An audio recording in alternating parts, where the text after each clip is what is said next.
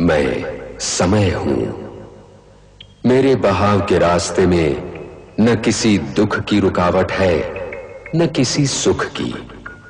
फिर भी कभी कभी भाग्य रेखाएं मुझे भी उलझा लेती है। ब्रह्मांड के इतिहास का एकमात्र साक्षी, लेकिन आपके साथ मेरा परिचय हुआ भारतीय टेलीविजन के धारावाहिक महाभारत से। मैं हरीश भिमानी हूं। नमस्कार। समय का चक्र इतिहास दिखाता है। समय का चक्र हमारे बीते हुए कल से आने वाले कल तक का सफर दिखाता है। और आज हम हैं समय के साथ।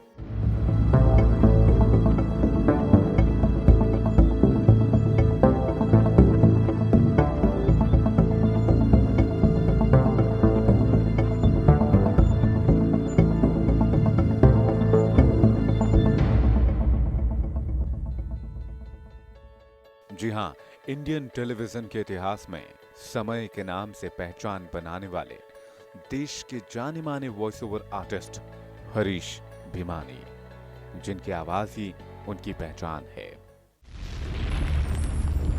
मेरा जन्म सृष्टि के निर्माण के साथ हुआ था।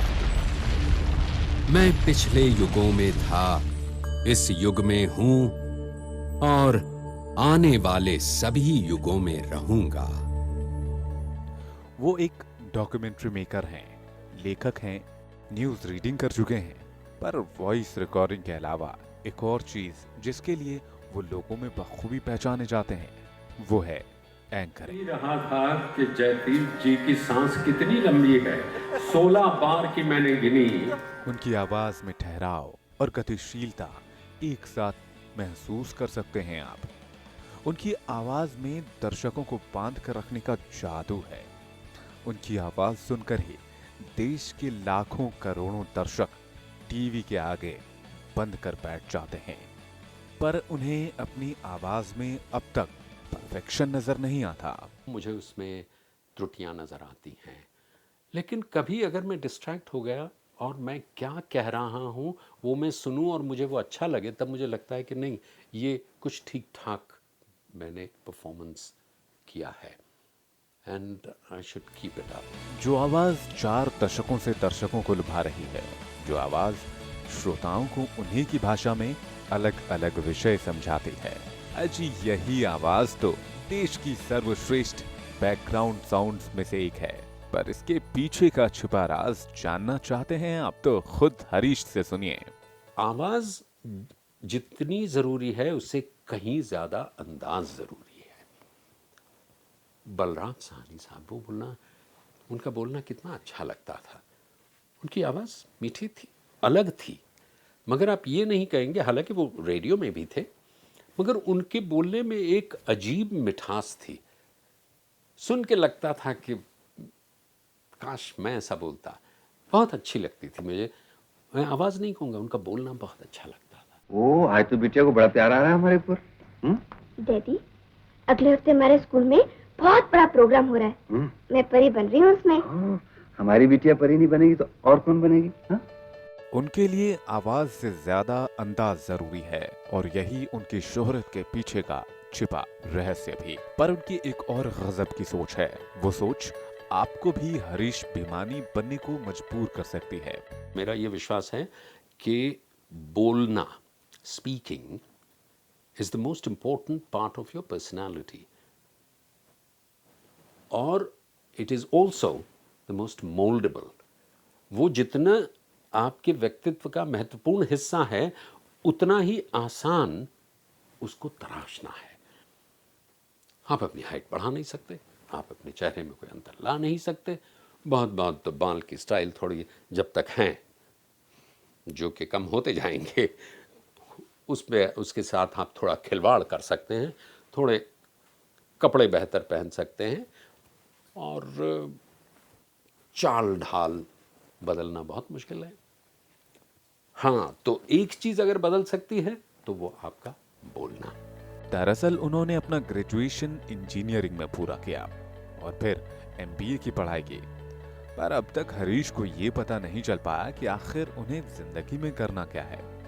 एक बीटेक और एमबीए डिग्री होल्डर का एंकर और वॉइस ओवर आर्टिस्ट बनना वाकई थोड़ा अटपटा लगता है। मुझे लगता है मैंने बहुत सारी गलत सलत पढ़ाई कर ली और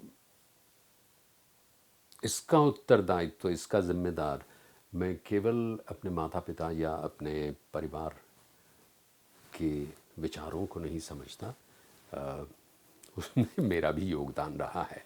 और वो इसलिए कि जब मैं पढ़ाई करता था तब एक ऐसा अनकहा विश्वास था, ऐसी विचारधारा थी कि लड़का है अगर वो पढ़ाई में अच्छा है तो वो मैट्रिक के बाद साइंस में जाएगा वरना इंजीनियर बनेगा। ये सीधा सा रूल था। 60 के दशक के तमाम परिवारों की तरह उनका परिवार भी यही चाहता था कि वो बड़े होकर डॉक्टर या इंजीनियर बने। मास्टर्स करते करते उन्हें पता चल चुका था कि उन्हें किसी और चीज में ना सही पर बोलने में बड़ा मजा आता है। एमबीए किया, बहुत अच्छा लगा। उससे मेरे ख्याल से पूरा दृष्टिकोण, पूरा परिप्रेक्ष्य तो नहीं लेकिन पॉइंट ऑफ व्यू पूरा बदल गया। जब उसके बाद काम करना शुरू किया तब लगा कि ये सही परीक्षा है, मैं सब कुछ कर रहा हूँ, कर पा रहा हूँ, उसमें काफ़ी हद तक सफल भी हूँ, लेकिन ये मुझे करना नहीं है। तो उसके साथ साथ मैंने दूसरा काम शुरू किया और कुछ लोग तो हंसते भी थे उस पर। फिर क्या था, हरीश ने सपनों को पंख दिए और उड़ान भरने की कोशिश करने लगे। उनके सपनों को पहला आसरा दिया ऑल इंडिया रेडियो ने और फिर ये सफर दूरदर्शन जा पहुंचा। कला के क्षेत्र में आप आए, इसका अर्थ ये है कि आप में थोड़ा सा पागलपन तो है। हर चीज़ मैंने कुरेद डाली। उसमें एक था टेलीविज़न न्यूज़, तो टेलीविज़न न्यूज़ में पता नहीं कैसे 1600 लोगों में एक मैं चुना गया। तभी स्मिता पाटिल ने न्यूज़ एंकरिंग छोड़ी थी, वो पहले न्यूज़ एंकर थी। तो जब मैं चुना गया तो मुझसे पूछा, शनिवार को आओगे? मैं कहा बिल्कुल आऊँगा। रविवार को आओगे? आप कहें तो शनिवार को जाऊँ ही नहीं। नहीं आओगे ना? मैंने कहा और कोई 8वां दिन है वो भी बताइए, आऊँगा। दूरदर्शन पर दिखने के साथ ही उनकी आवाज बड़े लोगों तक पहुंचने लगी। 3 से 4 हफ्तों में ही वो डीडी के सेलेब्स में से एक बन गए और तब जाकर उन्हें मिला जिंदगी का सबसे बड़ा ब्रेक। मैं गंगा तट पर शंतनु की वंश रेखा की कथा में बंधा खड़ा हूं। ब्रह्मपुत्री गंगा एक एक करके अपनी कोख से जन्म लेने वाले 7 शंतनु पुत्रों को स्वयं अपने ही जल में बहा चुकी है। हस्तिनापुर नरेश भी तट पर मेरे साथ खड़े चुपचाप देखते रहने के सिवा कुछ न कर सके। एक दिन गूफी पेंटल जी का फोन आया और उन्होंने कहा, अरे तू ऐसा कर, रात को आ जा बीआर के बड़े स्टूडियो में। तो मैं गया तो मैंने देखा 3 महारथी वहाँ, स्वयं बीआर चोपड़ा जिनकी फिल्में देख देख के बड़े हुए हैं, दूसरे थे पंडित नरेंद्र शर्मा और तीसरे डॉक्टर राही मासूम रजा। मैंने शुरू किया, मैं समय हूँ और आज आपको महाभारत की कथा सुनाने आया हूँ, ये महाभारत कोई। तो फिर 3 एक टेक्स हुए, उन्होंने कहा अच्छा ठीक है हम देखते हैं। तो फिर मैं नमस्कार करके निकला। मुझे लगा कि पता नहीं कोई अच्छा सा काम था, चला गया। महाभारत के दिग्गजों के बीच उनके समय बनने की दास्तां भी अजीब है। इतनी आसानी से उन्हें समय की आवाज बनने का मौका नहीं मिला। ऑडिशन के लिए उन्हें 1-2 बार नहीं, लगभग 3 बार बुलाया गया। तीसरी बार मैंने कहा ये तो कुछ होने वाला है नहीं। तो मैंने कहा अगर मैं वो टेम्पो, वो रिदम ज़रा बदल दूं कि जो मेरा ना हो या जो आम बोलचाल का ना हो। तो उन्होंने कहा बेटे हाथ कंगन को आरसी क्या, पढ़े लिखे को फारसी क्या।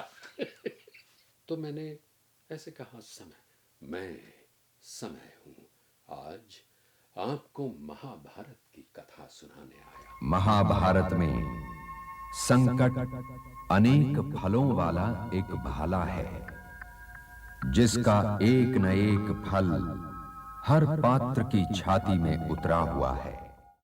ये महाभारत केवल दो भाइयों के बीच के युद्ध की कथा नहीं है, ये कथा है भारतीय संस्कृति के उतार चढ़ाव की।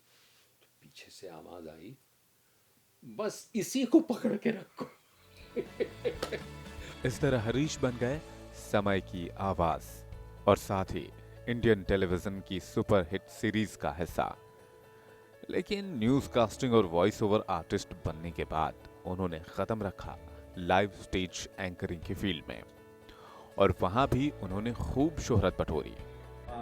निकलती है तो सैलाब की तरह, कभी पहाड़ को चीरते झरने की तरह शांत और सुमधुर, तो कभी जलप्रपात की तरह, धबधबे की तरह। अंतर है लेकिन कि धबधबा जलप्रपात एक ही दिशा में जाता है, इनकी तानें उतनी ही चमत्कारिक दोनों दिशाओं में होती हैं। स्टूडियो और लाइव एंकरिंग में जमीन आसमान का फर्क था, पर वो आगे चलकर किंग ऑफ स्टेज कहलाए। आर्टिफिशियल होते हुए सिंसियर सुनाई देना, ये है इसकी कला का निचोड़, जो कि बहुत मुश्किल है। जो खुद सोचे, खुद लिखे, खुद बोले, उसका प्रस्तुतिकरण वो खुद करे, क्योंकि तब उसका पूरा व्यक्तित्व झलकता है, वो बाहर आता है। और अगर वो अच्छा लगता है लोगों को, प्रेक्षकों को, तो आप अच्छे एंकर हैं। आज भी वो देश के रिनाउंड वॉइस ओवर आर्टिस्ट में से एक हैं। उन्होंने 18,000 से ज्यादा रिकॉर्डिंग्स भी की हैं और अब उनका रुझान डॉक्यूमेंट्री मेकिंग में है। हिसाब लगाया है कि मैंने अभी तक कोई 18,000 से ज़्यादा रिकॉर्डिंग्स की हैं। मगर मैं इतना कहूँगा कि जहाँ तक डॉक्यूमेंट्रीज़ का सवाल है, मुझे डॉक्यूमेंट्रीज़ का बड़ा शौक़ है। मेरा एक अभी पोर्टल शुरू किया है, तो एक 9 डॉक्यूमेंट्रीज़ का सेट मैंने बनाया है। हर एक का, जिसे कहते हैं अम्ब्रेला टाइटल है, ये कहानी नहीं है। हरीश के वर्सेटाइल करियर का सफर यहीं खत्म नहीं होता जी, उन्हें लिखने का भी शौक है। उन्होंने लता जी के साथ अपने सफर की एक दास्तां लिखी है। लता दीदी अजीब दास्तां है, इस नाम से उनकी किताब है, जिनके कई भाग हैं। Standing professional relationship with Lata Mangeshkar. मैंने लता जी के साथ कोई 21 देशों में 140 इवेंट्स किए।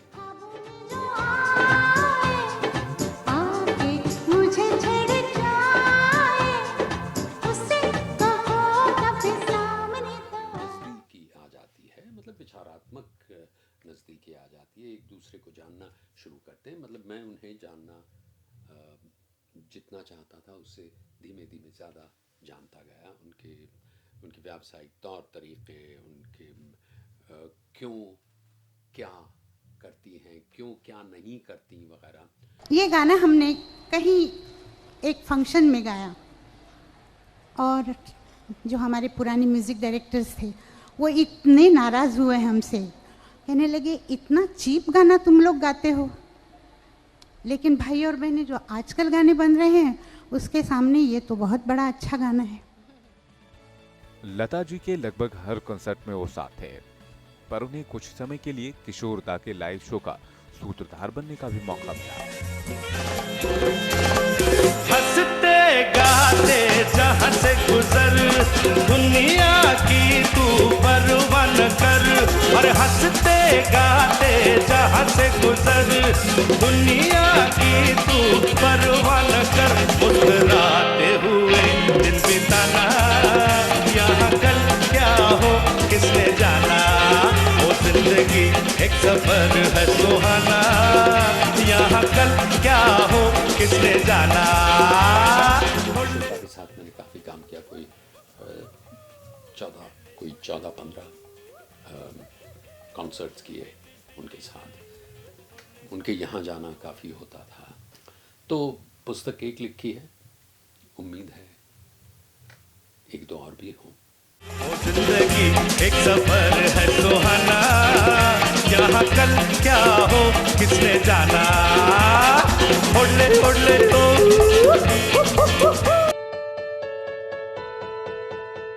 हरीश को सिर्फ किताबें लिखने का शौक नहीं, उन्होंने कई टीवी सीरियल्स भी लिखे हैं। दूरदर्शन का चर्चित धारावाहिक खानदान हरीश भीमानी के कलम से ही निकला। जहां तक लिखने का सवाल है, मैंने टेलीविजन सीरियल्स काफ़ी लिखे। इसकी शुरुआत हुई ख़ानदान से, उसके बाद सुबह जो ड्रग्स पे था उसी का दूसरा भाग इनकार, से नो टू ड्रग्स, फिर सुकन्या, ग्रहण, छोटी बड़ी बातें। वो किसी भी विधा में हाथ आजमाने से नहीं कतराते। आगे चलकर उन्होंने एक्टिंग फील्ड में भी अपना हुनर दिखाया। ये देखिए फिल्म ISIS में उनकी एक्टिंग का जलवा। दुआएं बटोरो, प्यार बांटो, या नफरत की जिंदगी काटो। ISIS,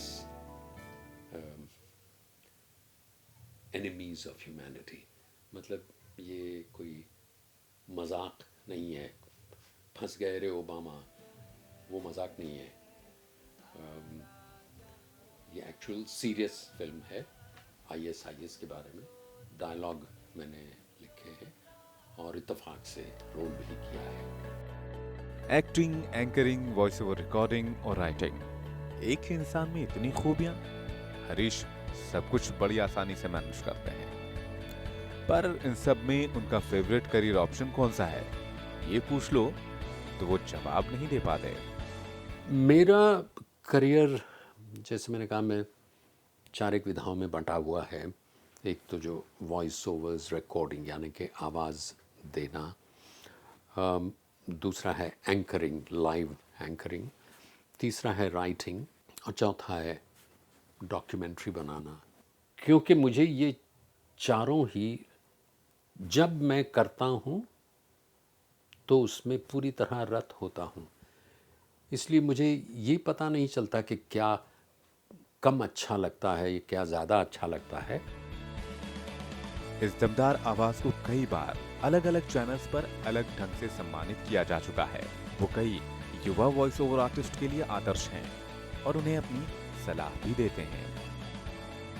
एक परफेक्ट व्यू आर्टिस्ट बनने के लिए क्या करना चाहिए, ये वो बड़ी आसानी से बता देते हैं। पर उनकी फेवरेट आवाज कौन सी है, इस सवाल का जवाब वो नहीं देना चाहते। आज इतनी विधाएं हो गई हैं। There is text to speech, there is downloadable audio, there are RJs, there is safety video, there are prompts, there are in flight announcements. इतनी हैं कि गिन नहीं सकते। कोई किसी में आगे है, कोई किसी में आगे है। इतने सालों से इंडस्ट्री में काम कर रहे हरीश को पहचान की जरूरत नहीं। उनकी आवाज जैसे ही श्रोताओं के कानों तक पहुंचती है, उनकी छवि खुद ब खुद मन में उभर आती है। अपनी अलग अलग विधाओं में वो कई हस्तियों से प्रभावित रहे। जहाँ तक वॉइस रिकॉर्डिंग का सवाल है, वॉइस इनन्सिएशन का, उसमें आवाज़, लोच, प्रोजेक्शन वगैरह, तो मुझे सबसे अच्छे हमेशा लगे हैं रिचर्ड बर्टन, जो अभी नहीं रहे, जो ब्रिटिश एक्टर थे, वॉइस ओवर तो नहीं थे, लेकिन वो उनसे मुझे सबसे अच्छे लगे हैं। जहाँ तक एंकरिंग का सवाल है, तो वो एक अमेरिकन टीवी पर्सनालिटी थे, जॉनी कार्सन, जो 40 साल तक एक ही प्रोग्राम करते रहे, हर शाम, सिर्फ वीकेंड छोड़कर। इतनी सारी इंस्पिरेशंस के साथ कई अलग विधाओं में खुद को पारंगत करना किसी आम इंसान के बस की बात नहीं। पर हमने जब उनसे पूछा कि क्या आप इस आवाज में गाना गा सकते हैं, तो उन्होंने सीधा और सपाट सा उत्तर दिया। मैं दावे के साथ कहता हूँ कि हाँ, मैं बहुत सुर में बोलता हूँ और उसके लिए मैंने बहुत मेहनत भी की है। इस जिंदगी में देने वाले ने मुझे एक ही सुर दिया है, इसलिए मुझ पर ना सही, दर्शकों पर तरस खाएं। उनकी बीवी और 2 बेटियों का साथ परिवार में है। पर अपनी सफलता का श्रेय वो ना ही अपने परिवार को और ना ही किसी एक इंसान को देते हैं। हरीश इस मुकाम तक पहुंचने के लिए अपनी लाइफ में 3 शख्सियतों का शुक्रिया अदा करते हैं। सक्सेस, सफलता का श्रेय मैं देना भी चाहूँ तो माता पिता को नहीं दे सकता। इनमें शायद सबसे पहले आएंगे स्वर्गीय अजित शेठ, जो एक संगीतकार भी थे। उसके बाद बहुत बड़ी मेरे साथ अगर किसी ने रिस्क ली तो वो थी सुश्री लता मंगेशकर। एक एडवर्टाइजिंग शॉर्ट्स प्रोड्यूसर, जो एड प्रोड्यूसर कहते हैं, श्रीधर क्षीरसागर। ख़ानदान जो कि पहला बड़ा कमर्शियल सीरियल था, उसके मकालमे, उसके संवाद लिखने की जिम्मेदारी उन्होंने मुझे दी। पिछले 3 दशकों में उन्होंने अपनी आवाज का जादू खूब चलाया, पर अब वक्त है उनके पसंदीदा कामों को अपना समय देने का। वो फिलहाल अपनी दिलचस्पी वाले कई प्रोजेक्ट्स में बिजी हैं। I am a passionate photographer, still photographer. मेरा ये मानना है कि मैं बोलने से बेहतर लिखता हूँ और लिखने से बेहतर फोटोग्राफी करता हूँ। मैं 2 यूनिक वॉइस वेबसाइट्स चलाता हूँ, जिससे कि दुनिया भर के वॉइस ओवर आर्टिस्ट के साथ राब्ता होता है, और अभी एक ऑडियो ऐप पे काम कर रहा हूँ। हिंदी, उर्दू, गुजराती, बंगाली और अंग्रेजी, लगभग 5 भाषाओं में अपनी आवाज का जादू चलाना वो बखूबी जानते हैं। तारिक वादन से अभिभूत हुए हैं, वो ये भी जानते होंगे शायद कि उन्हें 2 बार गिनीज बुक ऑफ रिकॉर्ड्स में स्थान मिला है। समय बनकर उन्होंने हमारी जिंदगी में दस्तक दी, और समय के साथ ही उनकी जिंदगी का पहिया भी घूमता हुआ आगे बढ़ रहा है।